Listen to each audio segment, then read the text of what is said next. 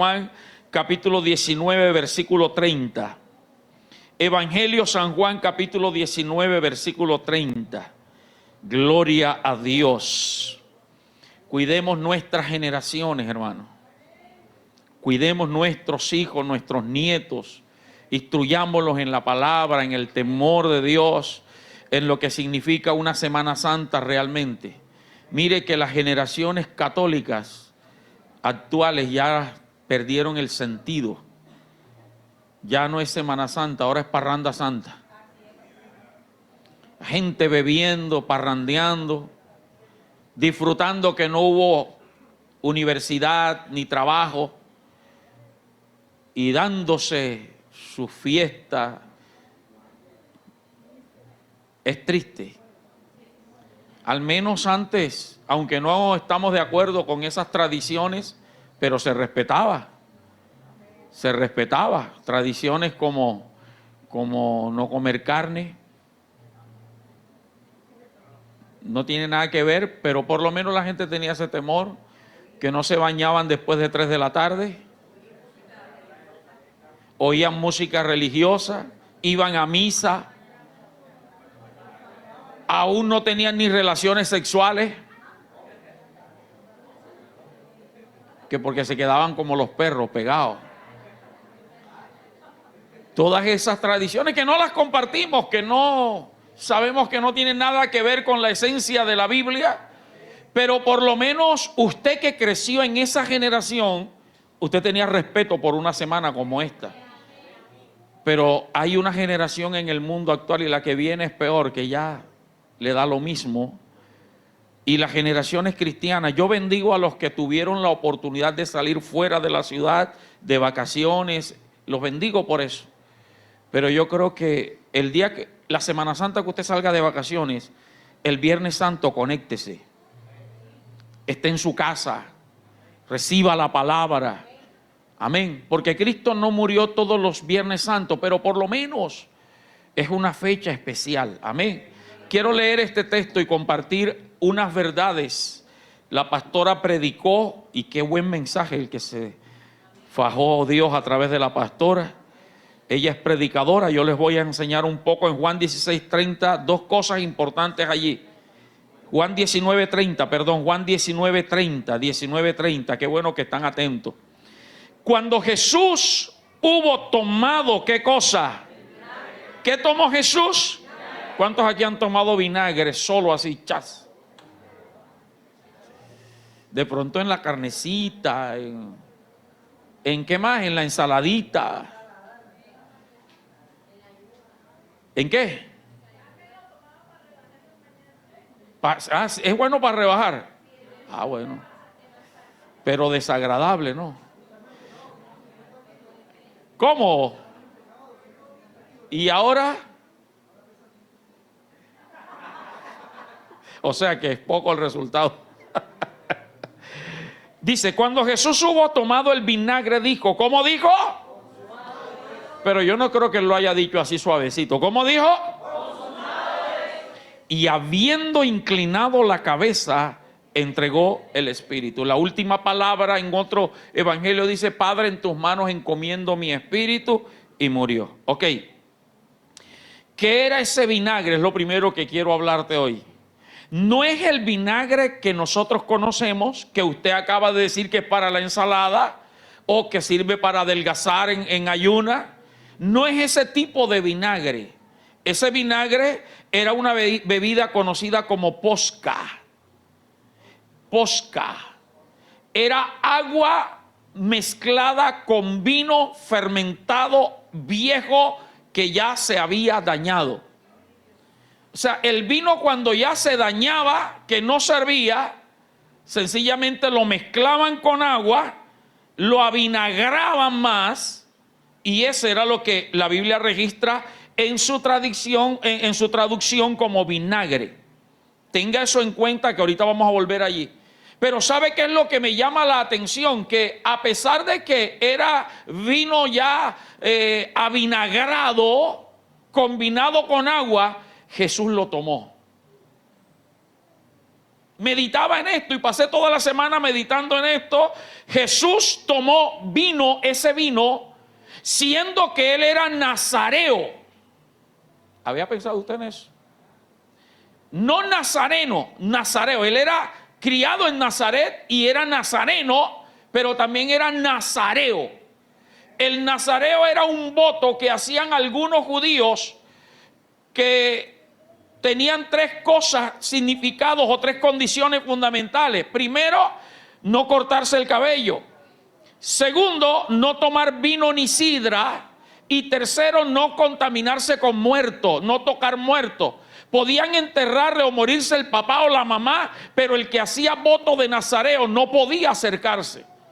Jesús hizo el voto de nazareo. Por lo tanto, es curioso que él tome este vino. Ahorita le vamos a explicar por qué. Espero que haya despertado en usted la curiosidad como yo la desperté.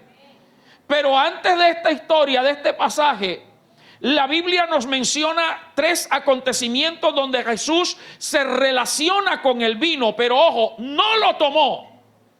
Para que usted esto lo tenga claro. Lo relacionaron con el vino, pero no lo tomó. El primero de ellos, usted lo conoce, Evangelio de Juan, capítulo 2. Antes de empezar el ministerio, Jesús va a las bodas de Caná de Galilea. Se acaba el vino.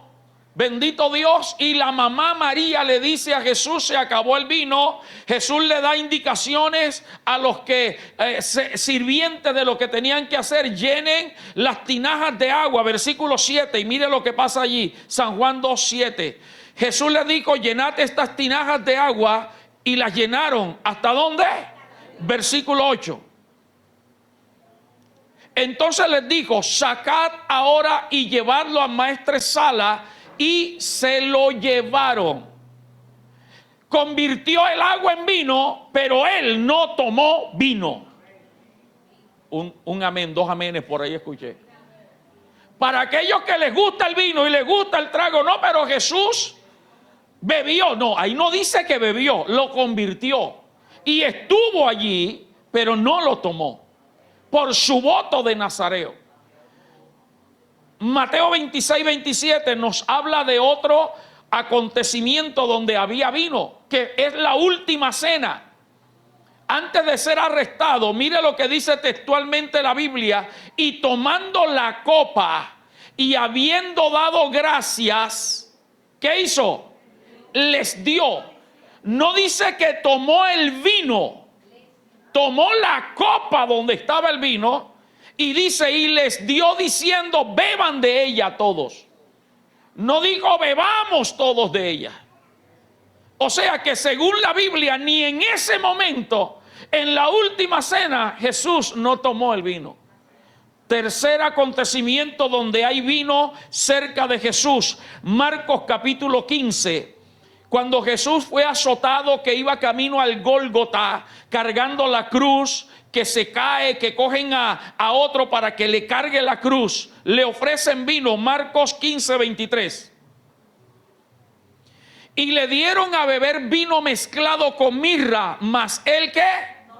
No lo tomó. Él no lo tomó. ¿Está bien hasta aquí? ¿Va conmigo? Pero ahora el texto inicial de Juan 19:30 dice que Jesús sí lo tomó. Búscalo, ¿lo tienes ahí? Cuando Jesús hubo tomado el vinagre, el vino, el posca, o sea que sí lo tomó. ¿Qué pasa? El voto de nazareo, anote esto, esta cita bíblica, el voto de nazareo podía ser total o parcial. O sea, habían hombres que hacían voto de nazareo hasta su muerte, morían y ya. Algunos lo hacían por una temporada. Y todo el que quería cortar el voto de nazareo, el libro de Números capítulo 6, dice que debía ofrecer un sacrificio. Números capítulo 6, debía ofrecer un sacrificio. Mire lo que dice: Y el sacerdote lo ofrecerá delante de Jehová y hará su expiación y su holocausto. Continúa. Y ofrecerá el carnero en ofrenda de paz a Jehová con el canastillo de los panes sin levadura. Ofrecerá asimismo el sacerdote su ofrenda y sus libaciones. Entonces el nazareo raerá la puerta del tabernáculo de reunión, su cabeza consagrada, y tomará los cabellos de su cabeza, o sea, ya se va a rapar. Recuerde que el voto decía que no se podía cortar, ahora se va a rapar. Gloria a Dios. Y tomará los cabellos de su cabeza consagrada y los pondrá sobre el fuego que está debajo de la ofrenda de paz. Sigue. Después tomará el sacerdote la espaldilla cocilla del carnero, una torta sin levadura del canastillo y una hojaldre sin levadura, y las pondrá sobre las manos del nazareo después que fuere raída su cabeza consagrada. Y el sacerdote mecerá aquello como ofrenda mecida delante de Jehová, lo cual será cosa santa del sacerdote, además del pecho mecido y de la espaldilla separada. Después el nazareo podrá beber vino. O sea que había un límite, o la muerte, o hasta que él dijera por tanto tiempo. Todo el ritual, pero podía terminar bebiendo vino. Ahora, hay dos cosas que hay que entender aquí. Número uno, Jesús, ya él no murió cuando fue crucificado. Jesús murió en el huerto Getsemaní la noche antes de ser arrestado. Allí él entregó todo cuando él clamó y dijo: Padre, si es posible, pasa de mí esta copa sin que yo la beba. Allí él murió a su yo, murió a la humanidad para rendirse a Cristo. Allí acabó su ministerio y por eso al finalizar su muerte él pudo consumirla. Ahora, ¿qué enseñanza tiene esto? Esta es la razón por la cual usted y yo tenemos que orar todos los días en la mañana. Gloria a Dios por esos tres amenes. Todos los días antes de empezar el día, cualquier jornada, para que mueras a tu yo y vivas para Cristo. Porque la carne está viva, el man está vivo. La carne vive y la carne se deja seducir. La carne hay que matarla en la mañana para vivir para Cristo. Y Jesús murió la noche antes de ser arrestado. Él se entregó, él acabó su obra y le dijo: no se haga como yo quiera, sino como tú quieras. Ahora, si vamos a que no murió, para los que dicen no, él no murió esa noche, recuerde que Juan 19:30, donde leímos, fue lo último que hizo. Tomó el vino y entregó el Espíritu. O sea, él terminó su voto nazareo. Vuelvo al vino posca, al vinagre posca. Este vino fermentado y mezclado con agua era usado por la gente más pobre en aquel tiempo. O sea que no era un vino fino, era como el que tomaba Francia antes, chirrinchi. ¿Cuál es? Ayúdeme, ¿cuál es el más barato? El ñeque. O sea, no era como el whisky que tomaba Jorge antes. Era el barato, era el popular. Era el que ya desechaban, lo fermentaban más, le echaban agua y lo vendían. Pero todavía más, era exclusivo de los soldados romanos. Por eso estaba allí. No fue que Jesús dijo: tengo sed, y fueron a buscar corriendo el vino, el vinagre, y se lo dieron de maldad. Ojo, porque no fue una maldad lo que hicieron, sino que lo tenían allí disponible. Porque cuando usted mira el contexto de Juan 19:30, dice que estaba allí. Metieron una esponja con una lanza y se la pusieron en la boca. El soldado romano mantenía ese vino de posca encima por varias razones. Escúchame, número uno, porque servía para beber agua, era su agua, porque ese vino no corría el riesgo de dañarse. Ya estaba dañado. ¿Qué más se va a dañar? Entonces cuando ellos caminaban, lo mantenían para quitarse la sed. Ahora vamos a darle la aplicación espiritual. Jesús lo tomó para él mostrar ahora que es el agua de vida que todos los días estará disponible para ti y para mí. Hay una fuente que está fluyendo y el que bebe de Cristo no tendrá sed jamás. Ahora él no es ese vino fermentado y viejo y malo. Él es el agua de vida. Amén. En segundo lugar, los soldados romanos lo mantenían porque era su agua para largas campañas de guerra y conquista. Cuando iban a la conquista, cuando iban a la guerra, ellos sabían cuándo salían, pero no sabían cuándo iban a regresar. Y cada soldado tenía su posca, su vino propio, para mantenerse hidratado, para mantenerse vivo. Te repito, Jesús es ese agua de vida, esa agua diaria, esa agua que no se acaba.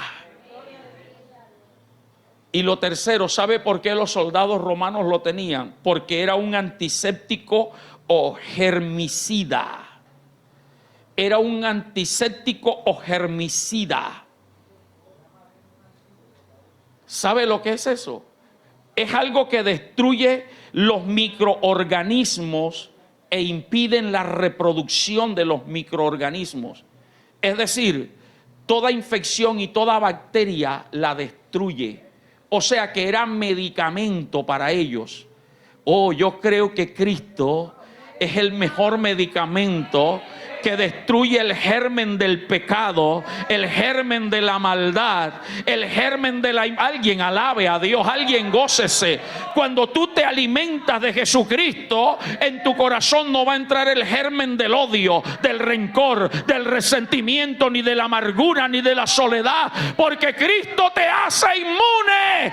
Alguien diga gloria a Dios, dale ese aplauso fuerte al Rey de la Gloria. ¿Se está gozando?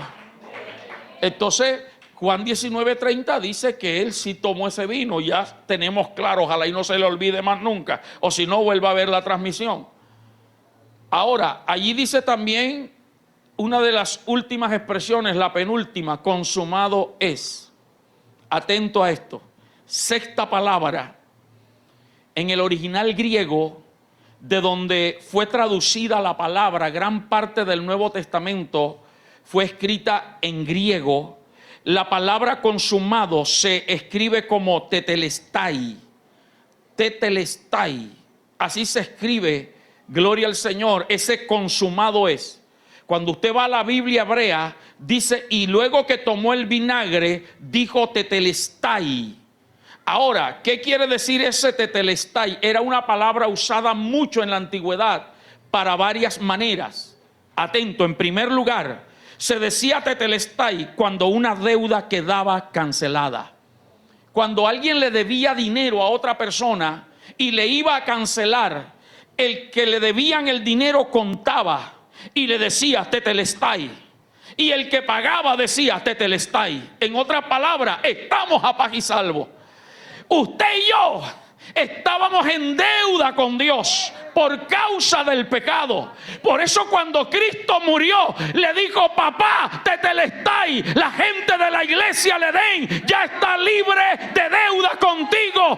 Él llevó nuestros pecados. Alguien alabe a Dios, alguien gócese. Cristo pagó tus deudas, pagó las mías. Pero tengo que aclararlo, Anderson, las deudas que pagó fue las del pecado. No se vaya a hacer loco con la deuda del banco. No se vaya a hacer loco con la deuda del pagadiario, ni del de la tienda.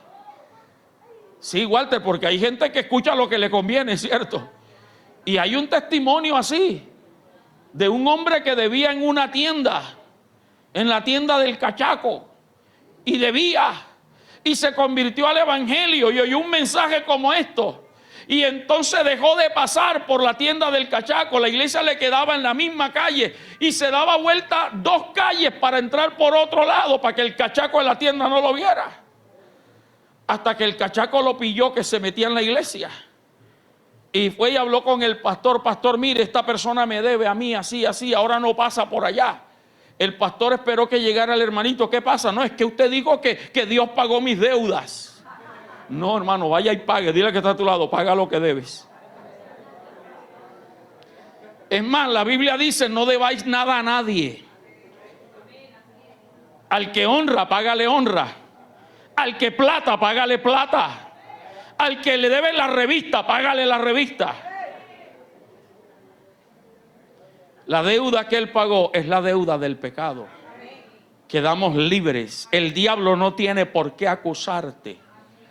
Aunque la gente hable de tu pasado, siempre hablará de lo que tú eras, pero que nunca hablen de lo que eres, porque ahora eres nueva criatura en Cristo Jesús.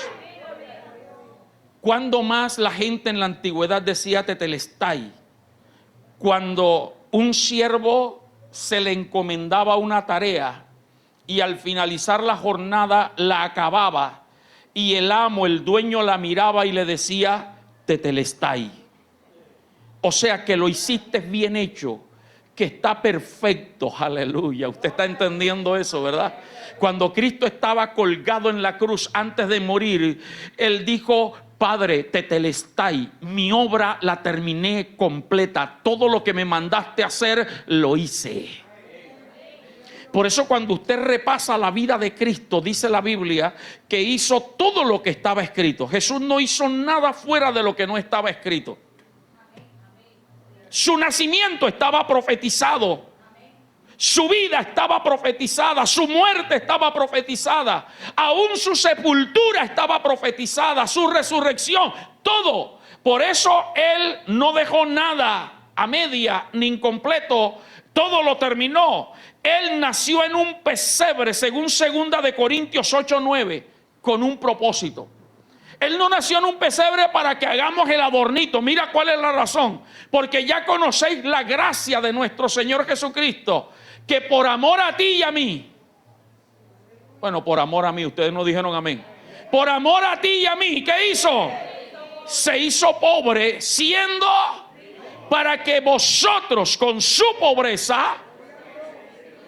Y ahí sí no tiene nada que ver con lo espiritual, porque hay algunos que son muy espirituales y dicen, eso está hablando de riqueza espiritual. Le dejo la tarea que se lea el contexto y verá que no habla nada de espiritual, habla de plata. Entonces Cristo, siendo rico, se hizo pobre para que usted y yo seamos enriquecidos.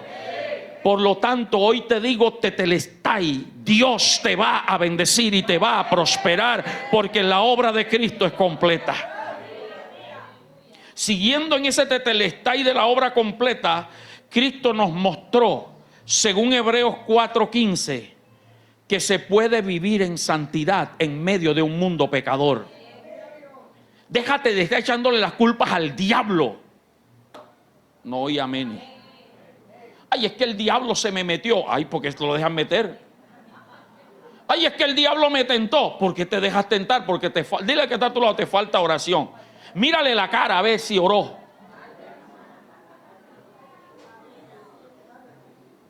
Esta mañana tuvimos madrugón en Olaya. Mi esposa y yo estuvimos en Olaya. Trabajamos en Olaya y trabajamos acá. Estamos sirviéndole a Dios y nos sentimos contentos. Pero aunque madrugué a Olaya, yo madrugué a orar. Porque yo necesito llenarme de Dios. Si no, no estuviera aquí, sino echándoles cuentecitos. Le estoy hablando palabras reveladas de Dios. Mira al que está a tu lado y le tienes cara como que no oraste. Hay algunos que tienen cara como que nada más oraron 5 o 10 minuticos. Algunos ni por la comida, Mara Valentina, ya oran. No, ya Dios la bendijo. Cuidado, se te va a meter el diablo. Recuerda que al mismo Judas se le metió por un bocado de pan. Por ese chito, por ese pan de sal que te comiste en el desayuno, por ahí se te puede meter Satanás. Déjate, está echándole la culpa al diablo. Es que, hermano, el diablo hace lo que tú y yo le permitamos y lo que Dios le permita.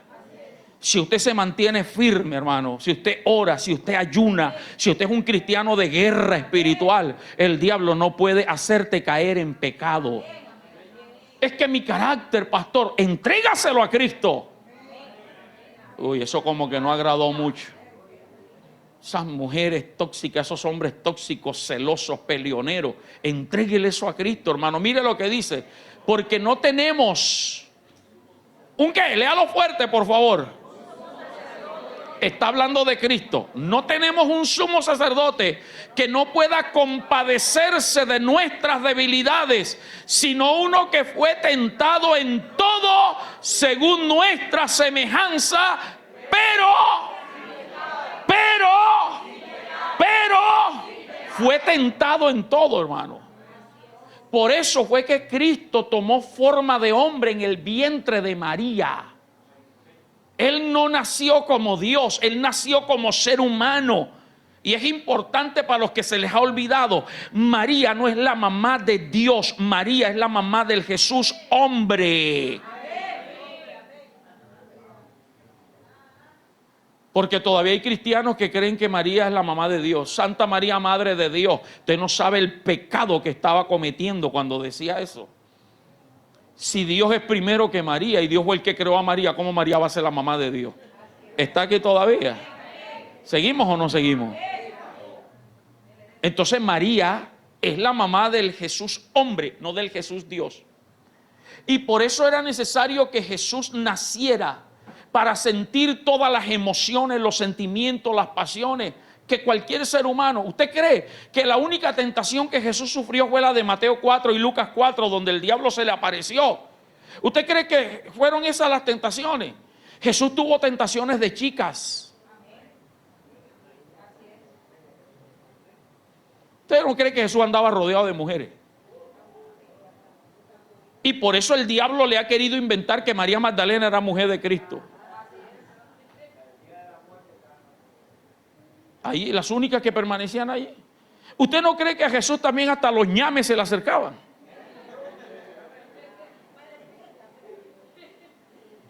A Jesús le llevaron oro, incienso y mirra.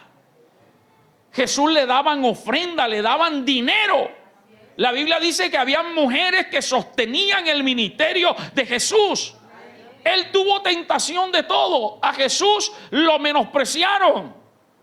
Aún en su ciudad donde creció, la gente no creía en él. Y por eso él dijo, no hay profeta sin honra, sino en su propia tierra. No creyeron en él.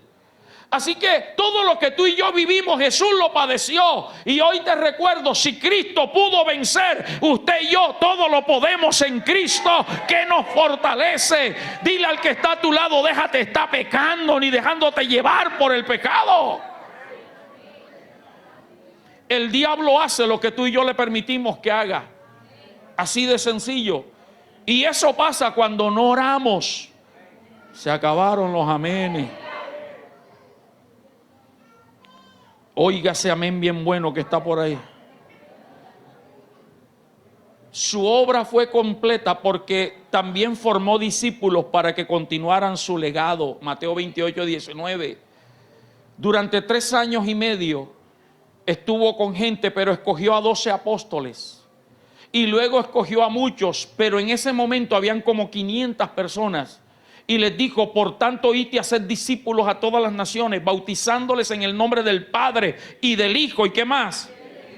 Continúa. Y dice, y enseñándoles. ¿Qué pasó? Se pegó. Y enseñándoles que guarden todas las cosas que os he mandado. Y aquí yo estoy con ustedes todos los días hasta el fin del mundo.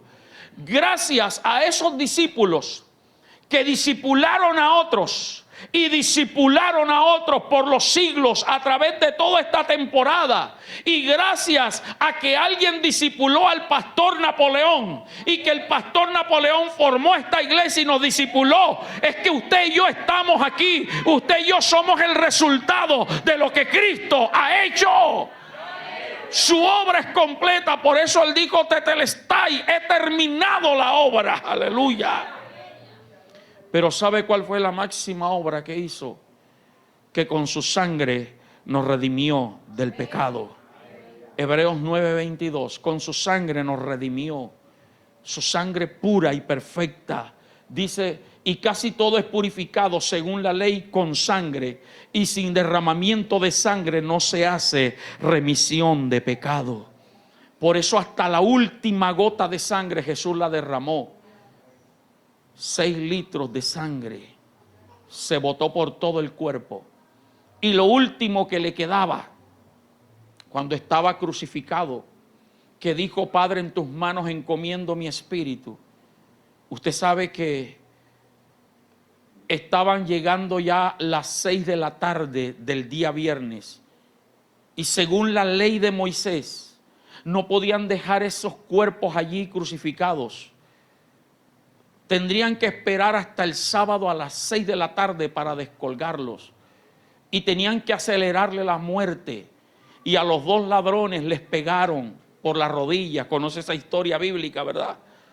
Para acelerarle. ¿Por qué? Porque las rodillas mantenían erguido el cuerpo y ellos podían respirar apoyándose en las piernas, absorber aire. Pero si les quebraban la rodilla, ya no podían suspender para tomar aire. O sea que les provocaron un paro cardiorrespiratorio. Así los mataron. Cuando llegaron donde Jesús para quebrarle las piernas, se dieron cuenta que estaba muerto. Pero ¿sabe qué? Porque es que en la Biblia también estaba escrito que ni uno de sus huesos sería partido ni quebrantado. Es que Cristo cumplió toda la palabra. Y ahí fue donde un soldado agarró una lanza y le traspasó el costado. Gloria al Señor. Y de ese costado salió agua con sangre. La última gota de sangre salió allí. Bendito Dios. Para que hoy usted y yo podamos gozar de la salvación tan linda y tan inmensa. Pero sabe una cosa, iglesia, me estoy emocionando. Sabe una cosa, así como Dios sacó a Eva del costado de Adán, así la iglesia nació del costado de Cristo. Cuando lo traspasamos, tú y yo salimos de ese lugar, somos bañados con sangre y con agua en el bautismo. Cristo terminó su obra. Cristo le dijo: papá, tetelestai, he acabado lo que comencé. Alaba a Dios y glorifícalo. Número 3, cuando decían tetelestai los antiguos, cuando un artista terminaba su obra y quedaba satisfecho, si era un escultor o un pintor, examinaba cada detalle y decía: tetelestai, me quedó perfecto, me quedó bueno. Cuando Cristo estaba colgado, Él dijo: tetelestai. La iglesia le den, me quedó perfecta, me quedó buena. Porque acuérdese que uno de los ladrones le decía: sálvate tú y sálvanos a nosotros. Un soldado le injuriaba y le decía: si eres hijo de Dios, bájate de allí de la cruz. Y él pudo hacerlo. Él pudo librarse de eso. Bendito Jesús. Cuando Pedro sacó la espada, ¿qué hacía Pedro con una espada? ¿Sabe que las iglesias están llenas de gente con espada metida ahí? Se me salió, Señor. Hay gente que todavía anda con espadas ahí. ¿Sabe cuál es la espada? El viejo hombre. Cualquier cosita que hacen, Carlos, enseguida ¡cambia! Como dicen los familiares de Diana, ¡para las que sea! ¡Ay, güey! Dile al que está a tu lado: suelta tu espada. Las cosas de Dios son espirituales, no con lengua. Mano, hay cristianos que aman a Dios y le sirven a Dios, pero tóquelo para que vea que le sacan la espada. Pedro sacó la espada y le tiró al criado del sacerdote. Y el hombre, como que sabía de artes marciales y de guerra, y esquivó y le mochó la oreja. Jesús le dijo: Pedro, guárdala. Si yo quiero, le pido a mi Padre una legión de ángeles para que vengan a pelear por mí. Jesús pudo defenderse, Jesús pudo bajarse, pero ¿sabe por qué no lo hizo? Porque Él sabía que en el 2024, hoy 29 de marzo, hoy usted y yo estaríamos aquí diciéndole: somos tu tetelestai, Jesús. Perfecciona la obra. Alguien levante las manos y dele gloria al Señor. Y termino. ¿Sabe cuándo por último se decía tetelestai? Cuando la gente llevaba un cordero al sacerdote para sacrificarlo. La ley de Moisés, Levíticos 1, 2, 3, 4 y 5, esos 5 capítulos explican cómo debían ser las ofrendas. Y cuando llevaban un cordero para ser ofrecido, el sumo sacerdote los miraba de arriba abajo, por delante, por detrás. Tenía que ser de cierta edad, puro, sin defecto, macho, gordo. Cuando el sacerdote veía que llenaba todos los requisitos, él decía, tetelestai, Dios se merece lo mejor. Por ti y por mí no murió un arcángel ni un ángel, murió el Cordero de Dios que quita el pecado del mundo, el único perfecto, el Rey de Reyes y Señor de Señores. Póngase de pie, por favor, alguien alabe a Dios.